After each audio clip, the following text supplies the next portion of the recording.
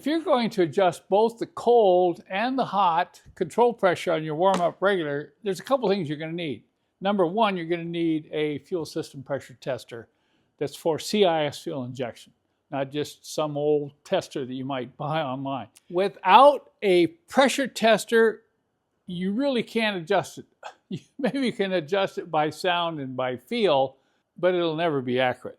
The second thing you're going to need is a clear understanding of what has to be adjusted and why. Where are the adjustments? Wouldn't it be nice if there was just a knob here on the side of the warm-up regulator that you could just turn the knob and watch the pressure as the engine heated up and say, oh, wow, I'm right there on 3.6 bar. And if you look over on the back side, you can see the pin has a threaded stud on the end, and this bimetallic heat strip bolts onto the end of this pin. So by moving the pin up and down, you are moving the bimetallic strip lever up and down. Then the second one is moving the fuel cell up and down, which will also change pressure because look what's pushing on the fuel cell. This pin, this spring, pushing right in there. And that's going to set your upper or warm engine control pressure. I found it wasn't easy to tap out this fuel cell with just a punch because you're punching on one side and you're punching on the other side. And if you're not careful, you can rock the cell in the housing and score it. So I developed this tool, which will get on both sides of that bimetallic strip, and it will drive the fuel cell out. And then, of course, when you want to adjust it, look at that. I can adjust it with the fuel lines attached. One of the reasons I made this heavy, and it is heavy, is that when I tap on this, I want very fine little movements of the fuel cell. You can move this fuel cell a 64th of an inch and you'll be amazed how much it's going to change your fuel pressure.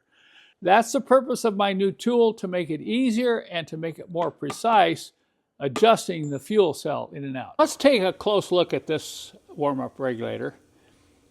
In order to adjust cold start control pressure, you have to move this pin up or down. This is a whir I recently disassembled and installed my upgrade.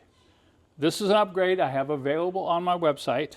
It requires you to drill and tap the top of the pin and install this bolt. There's a locking nut here. So having this on, you can raise and lower the pin outside the whir. You don't have to take it apart. Can you believe that? How nice that is?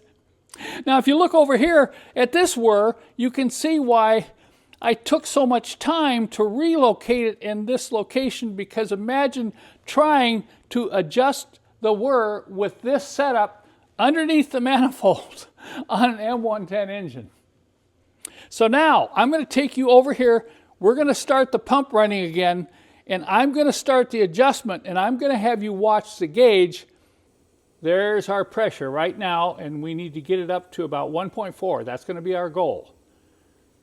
I'm going to hold the bolt with a 5mm hex.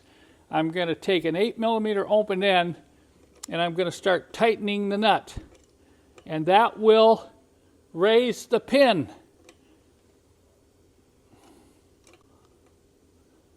Look at the gauge.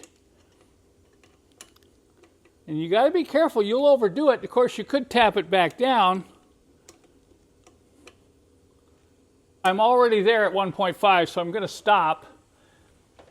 And you can see what I'm doing here. It's just slow movements. It's easy to go past. And of course, if you go past, what you have to do is you have to tap it back down. So what I'm going to do is actually go past by accident. Okay, now I'm past. That's raising the pin. Let's go look at the gauge. Okay, I'm almost at 2 bar and I'm supposed to be at 1.5. I don't need to kick myself yet that I went too far. I can just come over here and loosen that nut way up. And I'm going to get a punch and a hammer and show you how to reduce the pressure. I've loosened the nut up quite a bit here. I don't know exactly how much I'm going to need to tap this down. You will notice that this bracket is kind of bouncy. So if you do relocate the whir on a M110, you may have to back the bottom of it. But let's see if I can just tap on this and get the pressure to go down to where I want it. Oh, look at that. One hit. Come on over here and look at the gauge. 1.5. Beautiful. Now, once you're done, you need to make sure that you tighten this nut so it locks down on the bolt. I'm sure some of you are also curious. Is this going to affect the hot idle control pressure? Let's see. Now, with my jumper that I've created for the warm-up regulator, we don't need to start the engine. We don't need to warm the engine up in order to check hot idle control pressure. We just need to heat the heating unit in the warm-up regulator up enough so we can see if there's a pressure differential. So I'm going to unplug the factory plug. I'm going to plug in the harness, and I'm going to take this over and hook it up to the battery. We came back and checked this after a couple minutes, and it didn't feel like it was warming up. And then we went ahead and got a voltmeter, made sure we were getting 12 volts here, and we decided to go ahead and wait 10 minutes. Now it's been 10 minutes, and this is not warm to the touch. And let's check our control pressure. Look at that, it's not even over 2. Now this should be 3.4 to 3.8 bar when the engine's hot, when this is hot. So look, we're not even close. So I suspect we have a problem with the heating element. If it's working, this will warm up. You'll feel it. I can get the heat gun and show you it's probably not done anything here.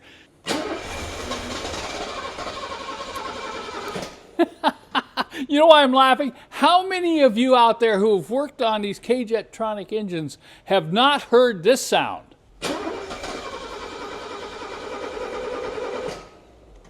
So if your fuel pressure, which is controlled by the warm-up regulator, is off, you can't even get these engines started. So now, I hope you understand how important this unit is right here. After watching this video, if you decide you want to rebuild the warm-up regulator yourself, I have a limited number of kits on my website which will cover both the non-vacuum, single vacuum, and dual vacuum warm-up regulators.